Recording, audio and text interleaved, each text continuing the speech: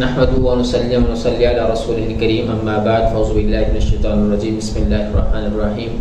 آج ایک بار پھر تفسیر کے لیکچر میں آپ سے ملاقات ہو رہی ہے۔ امید ہے کہ آپ صحت و سلامتی کے ساتھ ایمان کی بہترین حالت پر ہوں گے۔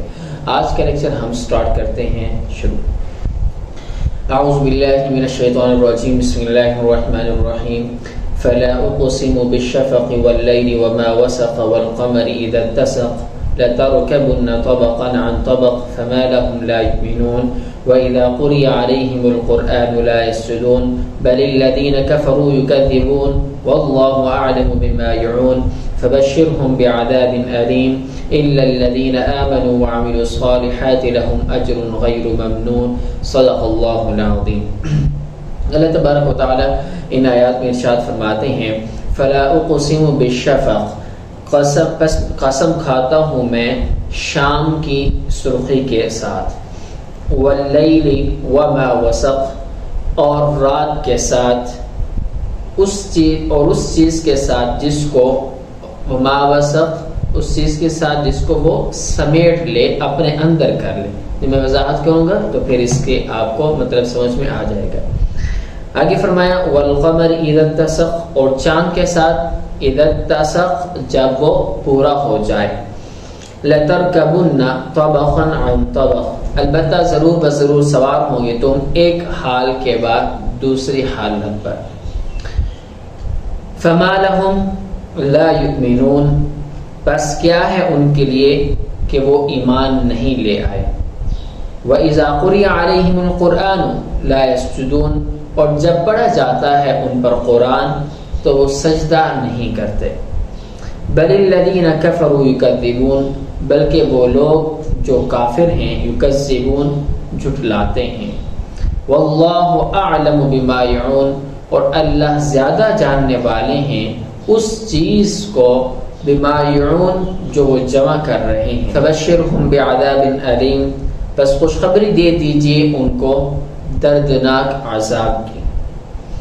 الا الذین آمنوا وعملوا الصالحات لهم اجر غیر ممنون، مگر وہ لوگ جو ایمان لے آئے اور نیک عمل کیے، انہوں نے ان کے لیے ثواب ہے، لهم اجر غیر ممنون، ایسا ان کے لیے ثواب ہے، غیر ممنون، جو کم کیا ہوا بھی نہیں ہے اور احسان لگایا ہوا بھی نہیں ہے۔ مزید وضاحت میں انشاءاللہ آپ کے سامنے وضاحت کرتا ہوں ان آیات کی، تو توجہ کیجئے۔ اللہ تبارک و تعالی ارشاد فرماتے ہیں ان آیات کے اندر فلا اقسم بالشفق، اس آیت میں اللہ تبارک و تعالی نے 4 چیزوں کی قسم کھائی۔ نمبر 1 شفق کی۔ شفق کس کو کہتے ہیں؟ شفق اس سرخی کو کہا جاتا ہے جو مغرب کے بعد آسمان، یہ مغرب کی طرف ایک سرخی سی نظر آتی ہے غروب آفتاب کے بعد، افق آسمان پر نمودار ہوتی، اس کو شفق بولتے ہیں۔ یا پھر سورج کے طلوع ہونے کے بعد اس کی جو شعاعیں ذرات پڑتی ہیں تو ابتداً ایک سرخ رنگ کا آسمان پر نمودار ہوتا ہے، سرخ رنگ، اس کو شفق بولتے ہیں۔ بہرحال راجح قول یہی ہے کہ شفق اس سرخی کو بولا جاتا ہے جو غروب آفتاب کے بعد آسمان پر پھیل جاتی ہے۔ پھر آگے فرمایا، اگلی قسم کھائی رات کی قسم۔ رات کی قسم کھائی جو شفق کے بعد آہستہ آہستہ پوری کائنات کو اپنی لپیٹ میں لے لیتی ہے۔ پھر فرمایا آگے قسم کھائی وما وسق کی۔ وسق ان چیزوں کی قسم کھائی کہ جن کو رات جمع کر لیتی ہے، رات جن کو جمع کر لیتی ہے، اس کے اندر ساری چیزیں آ گئی ہیں کہ رات کن کن چیزوں کی قسم، رات کن کن چیزوں کو اپنے اندر سمیٹ لیتی ہے۔ اب یہاں پر ما وسق کے پھر 2 مطلب ہو سکتے ہیں کہ وہ چیزیں جن کو رات اپنی تاریکی میں چھپا لیتی ہیں، اپنے اندر لے لیتی ہے، یہ مفہوم تو عام ہے، پوری کی پوری کائنات کو یہ شامل ہے کہ پوری کی پوری کائنات کے اندر جو چیزیں، جتنے بھی چیز پرند انسان، ساری چیزیں اس کے تحت داخل ہیں، ہر ایک چیز۔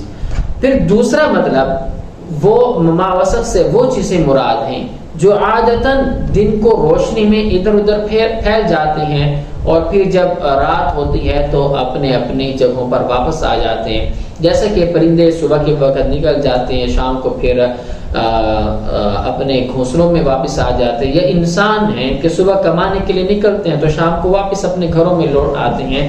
تو اس طریقے سے جو بھی حیوانات ہیں، جو بھی اپنے اپنے ٹھکانوں میں، پرندے اپنے اپنے گھونسلوں میں چلے جاتے ہیں، یہ چیزیں مراد ہیں۔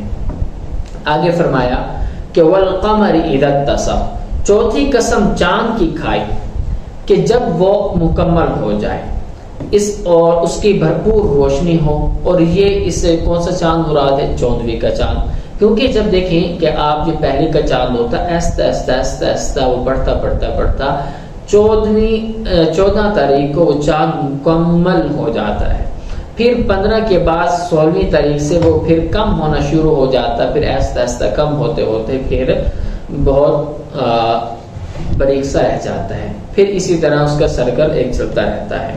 تو اس سے چاند کے مختلف حالات کی طرف بھی اشارہ ہے کہ پہلے نہایت خفیف ہلکی سی شکل میں ہوتا ہے، پھر بڑھتا ہے، اس کی روشنی میں بھی اضافہ ہوتا رہتا ہے، یہاں تک کہ کامل مکمل بن جاتا ہے۔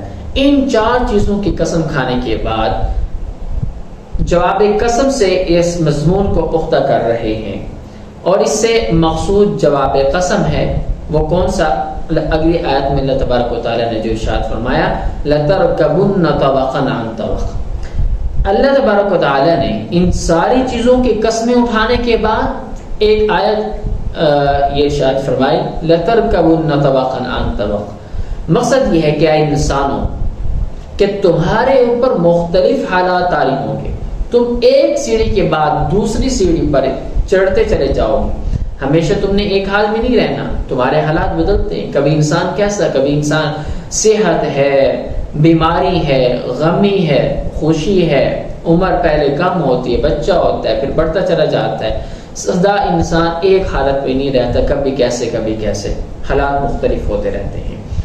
اور پھر یہاں تک کہ جب انسان، اگر ہم غور و فکر کریں نا کہ جب انسان بچہ تھا، اس کی پیدائش ہوئی، بالکل چھوٹا سا تھا، بڑھتا پہلے بچپن گزرا، پھر لڑکپن آیا، پھر جوان ہوا، پھر نوجوان ہوا، پھر جوان ہوا، پھر بڑھاپے کی میں آیا، پھر ادھیڑ عمر میں آیا، پھر قبر میں گیا، پھر قبر کے بعد حشر نشر، اور یہ سارا کچھ ایک سلسلہ ہے کہ انسان نے کبھی ایک حالت پہ باقی نہیں رہنا۔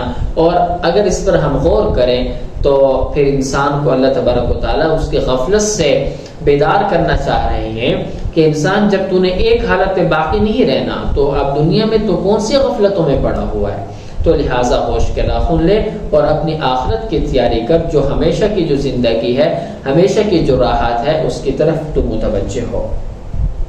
اور پھر اس کی جو آخری منزل ہوگی، یا تو وہ آخری منزل جو راحت کی ہوگی، ہمیشہ کی راحت والی ہوگی، یا ہمیشہ آفت والی ہوگی، تو یہ ہمارے اپنے ہاتھ میں ہے۔ تو اس لیے فرمایا لَتَرْكَبُنَّ میں، ان آگے فرمایا لَتَرْكَبُنَّ میں اسی حالت کی طرف اشارہ فرمایا۔ آگے ان الی ربک الرجع اور الی ربک المنتہا میں تو انسان کو چاہیے کہ دنیا میں اپنے آپ مسافر سمجھے اور اپنے اصل وطن کے لیے تیاری کرے۔ حضور صلی اللہ علیہ وسلم نے ارشاد فرمایا کن فی الدنیا کأنک غریب، کہ تو دنیا میں ایسا ہے کہ جیسا کہ ایک مسافر ہے۔ تو بہرحال ہم نے ایک اگر دنیا کو اپنا ہمیشہ کے لیے مسکن بنا اس کو سمجھ لیا ہے تو پھر انسان اپنے رب کو بھول سکتا ہے، اپنی ساری رب کی اطاعت اور رب کی عبادات کو بھول سکتا ہے۔ اس لیے اللہ تبارک و تعالیٰ متوجہ کرنا چاہ رہے ہیں کہ انسان اس غفلت سے بیدار ہو جائے۔ اگلی آیت میں فرمایا فَمَا لَهُمْ لَا يُؤْمِنُونَ، مقصد یہ ہے کہ ان روشن ہدایات کے باوجود، سب کو سننے کے باوجود، ان غافل اور جاہل، اس غافل اور جاہل انسان کو کیا ہو گیا کہ یہ اللہ کی ذات پر ایمان نہیں لے کر آئے۔ اب اس سے مراد اصل میں وہ کفار ہیں جن کو اللہ تبارک و تعالیٰ مخاطب کر کے ارشاد فرمانا ہے۔ آگے فرمایا وَإِذَا قُرِئَ عَلَيْهِمُ الْقُرْآنُ لَا يَسْجُدُونَ، اور جب ان کے سامنے قرآن پڑھا جاتا ہے جس میں واضح ہدایات ہیں تو یہ لوگ سجدہ نہیں کرتے۔ سجدہ سے مراد جھکنا ہے، مقصد یہ ہے کہ قرآن پاک کے احکامات کو نہیں مانتے اور بلکہ تکبر کرتے ہیں، یہ مطلب ہے کہ لا یسجدون، کہ وہ سجدہ نہیں کرتے۔ آگے بلکہ بل الذین کفروا یکذبون، بجائے سجدہ کرنے کے الٹا جھٹلاتے ہیں، تکذیب کرتے ہیں۔ آگے فرمایا واللہ اعلم بما یعلمون، مقصد یہ کہ جو کچھ انہوں نے دلوں میں چھپایا ہوا ہے اللہ تبارک و تعالی اچھی طرح جانتے ہیں۔ اب انہوں نے دلوں میں کیا چھپایا ہوا ہے، یعنی اللہ تبارک و تعالیٰ کی تکذیب اور رسول اللہ صلی اللہ علیہ وسلم کی دشمنی اور عداوت، یہ جو انہوں نے اپنے دلوں میں چھپائی ہوئی ہے یہ اللہ تبارک و تعالیٰ اچھی طرح جانتے ہیں۔ آگے فرمایا فبشرہم بعذاب علیم، جب ان کی یہ حالت ہے تو آپ صلی اللہ علیہ وسلم کو اللہ تبارک و تعالیٰ حکم دے رہے ہیں کہ آپ ان کو خوشخبری دے دیجئے دردناک عذاب کی۔ اب دیکھیں یہاں پر ایک سادہ سا سوال آپ کے ذہنوں میں آنا چاہیے کہ بشارت جو ہوتی ہے خوشخبری، یہ تو کسی اچھی چیز کے لیے ہوتی ہے، تو یہاں پر اللہ تعالیٰ خوشخبری تو وہ ہوتی ہے جس سے سن کر انسان خوش ہو جائے۔ اب دردناک جو عذاب ہے یہ کوئی خوشخبری تو نہیں ہوتی، حالانکہ یہ تو غم کی خبر ہے، یہ عذاب کی خبر سن کر کون ہے جو خوش ہونے والا ہو، لیکن اللہ تبارک و تعالیٰ نے یہاں پر پھر بھی بشر کا لفظ استعمال فرمایا کہ آپ ان کو خوشخبری دیجیے۔ تو اس کا جواب یہاں پر یہ ہے کہ یہاں بشر سے مطلق خبر کے معنی میں ہے، اور دوسرا یہ جواب بھی ہو سکتا ہے اللہ تبارک و تعالیٰ نے بشر کا لفظ بطور استہزاء کے فرمایا، کیونکہ وہ بھی تو استہزاء کرتے تھے اس لیے اللہ تبارک و تعالیٰ نے بطور استہزاء کے بشر کا لفظ استعمال کر دیا۔ آگے فرمایا الا الذین آمنوا وعملوا الصالحات، مقصد یہ کہ جو مومن ہیں اور نیک اعمال کرتے ہیں اللہ تبارک و تعالیٰ ان کو جزائے خیر عطا فرمائیں گے، بہت بڑا اجر عطا فرمائیں گے اور بے انتہا عطا فرمائیں گے، اور اللہ تبارک و تعالیٰ اپنے فضل سے اپنے کرم والا معاملہ فرمائیں گے۔ اب دیکھیں ایک اور سوال وضاح قرآن سے یہ معلوم ہوتا ہے کہ جب بھی قرآن مجید پڑھا جائے تو سجدہ کرنا چاہیے، کیونکہ کفار کی مذمت کی گئی ہے کہ وہ قرآن پاک پڑھتے وقت سجدہ نہیں کرتے، حالانکہ اجماع ہے کہ قرآن پاک پڑھتے وقت سجدہ نہیں واجب نہیں ہے، بلکہ مخصوص آیات ہیں ان کو پڑھا جائے تو سجدہ واجب ہوتا ہے، تو اس کو سجدہ تلاوت کہتے ہیں۔ تو اب اس آیت سے تو معلوم ہوتا ہے کہ جب بھی قرآن پڑھا جائے تو سجدہ کرنا چاہیے۔